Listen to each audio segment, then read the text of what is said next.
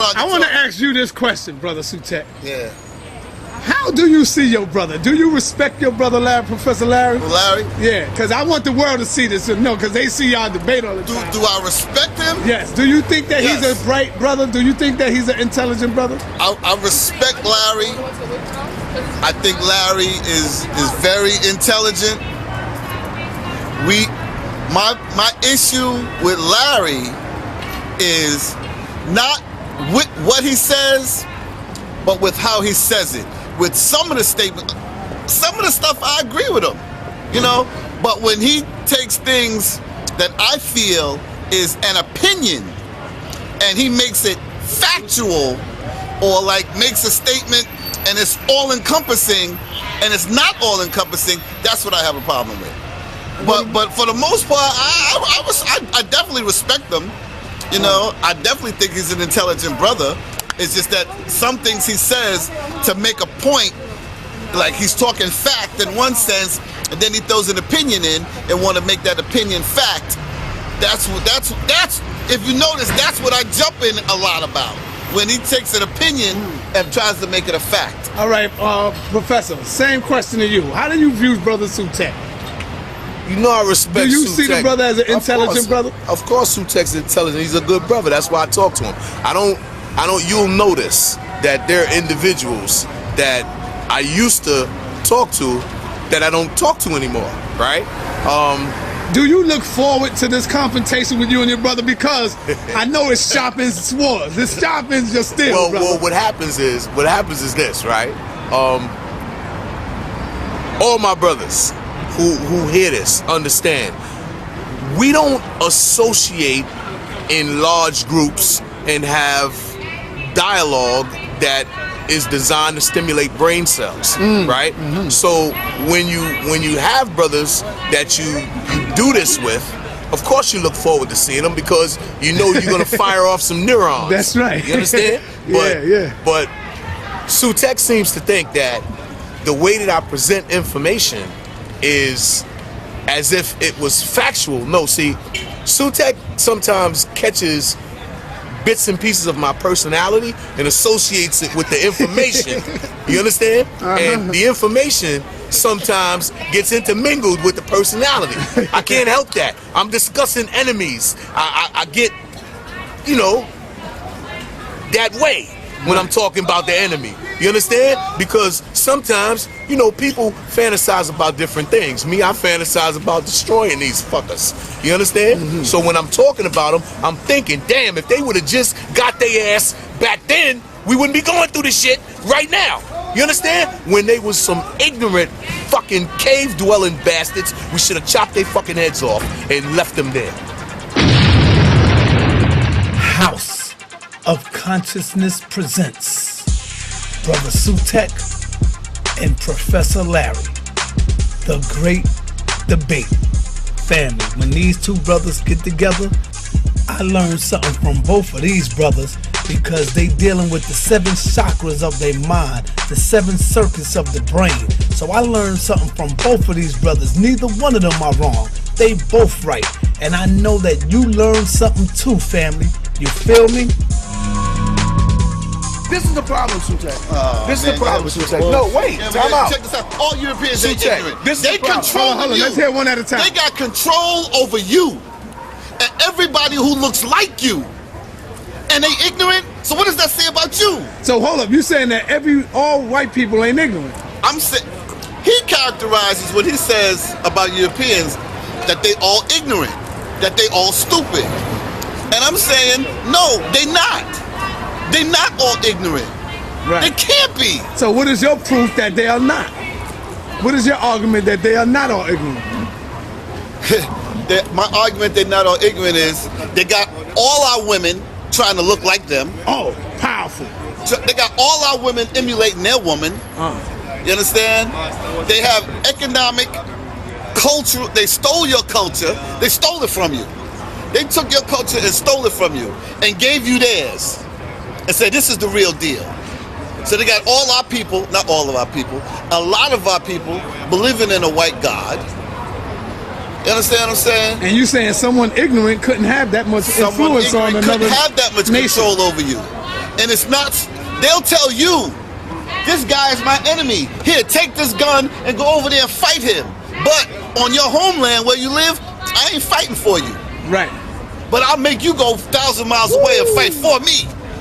But I won't fight for you to help you get your equal rights here. Let's hear what you got to say, bro, Professor. First of all, Black Power. Black Power. What's up, my brother? Now, see, the problem that I have with the argument that Brother Sutek presents is that Brother Sutek jumps all around history. When I say Europeans are historically ignorant, Sutek want to talk about building an atom bomb, right?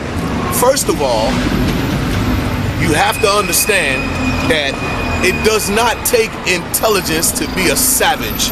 It don't take a superior intellect to stab you, to shoot you, to kill you, to corral you, right? That takes a hunter.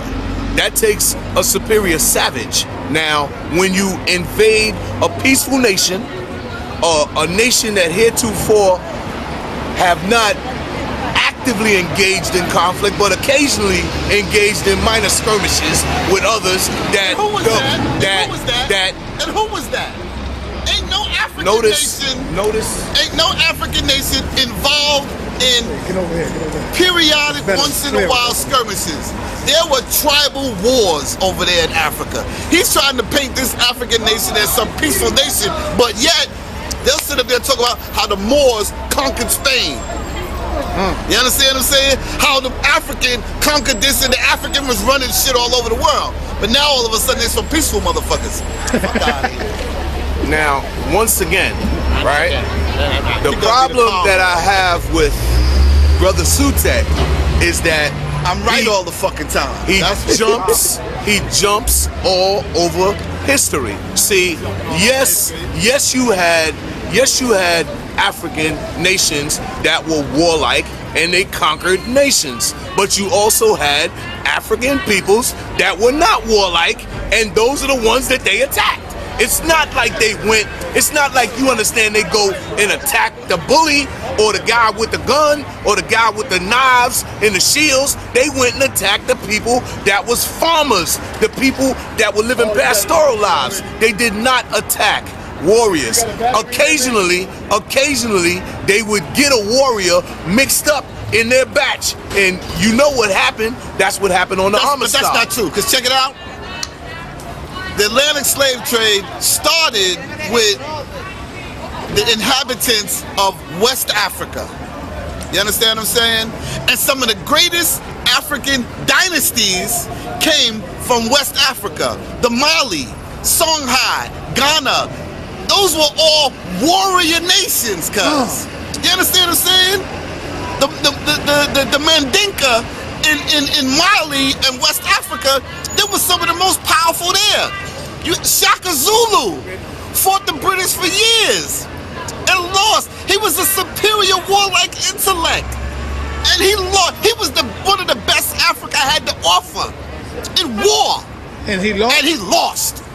So now he talk about, all you have to do is a superior savage. You don't need any type of intellect to stab somebody or to corral somebody or whatever. But how stupid do you have to be to let that happen to you? All right, let's hear him without no interruption.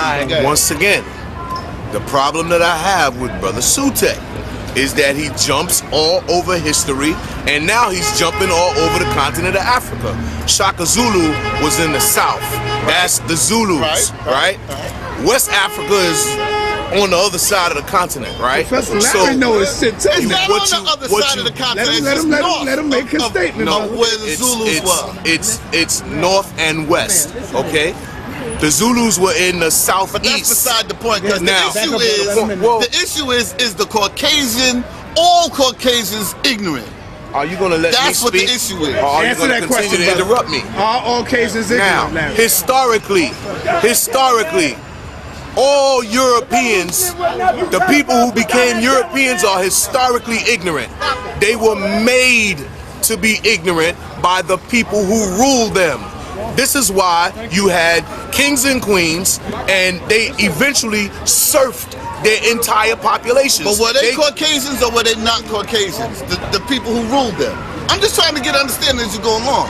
I'm not interrupting you. Yeah, you are interrupting me because I'm trying to make a point. Question, right? Were the people who ruled them Caucasians or not Caucasians? Most of them were.